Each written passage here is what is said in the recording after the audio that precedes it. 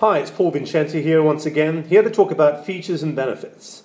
Now, if you're in sales and you're trying to sell hotels, satellite dishes, cars, timeshare for that matter, whatever you're selling, do you fall into the trap of promoting the features of your product and not the benefits of that product to your buyer, to your potential buyer?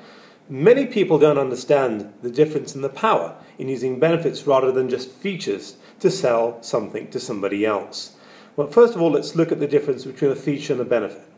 A feature is normally built into the product. So a feature of a computer would be it's got Bluetooth, a 19-inch screen. Now, these are all interesting features, but what do these features mean to the buyer? Now, if you're able to convert the feature into a benefit for a buyer, they're more likely to subscribe to the product meeting some kind of need they may have. The ideal way to do this is to know the needs of the person before you list out the features and the benefits in the hope that they will be interested. So obviously, I'm taking in consideration here that you've probed and asked the right questions, you've qualified your lead, and you know exactly what they're looking for. At least you have a very good idea. Once you're on the right track and you've presented them with a product choice for them to consider, you will list the features, and then with each feature as you list it, you connect it with what we call a string. Now, what's a string? A string basically is some verbal sentence which you can use to connect a feature to a benefit. A string can be something like this, for example, which means that, or in other words.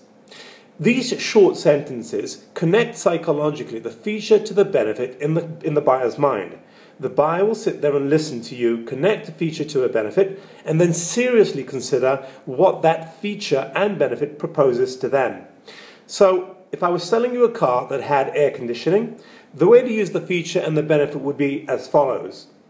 As you can see, this car's got climate control or air conditioning. This means that when traveling through our hot summer days, you'll neither be too hot or too cold because you can regulate the temperature. Now, saying it that way adds an emphasis to a feature which otherwise would have been lost in vocabulary and may make enough sense to a buyer that they may listen just that little bit more and you may be that closer to closing a deal. So the trick is know your customer, know their needs, know their wants, and then list the features with each benefit using a string and watch as people take more interest. This is Paul Vincenti signing out again. Have a good day.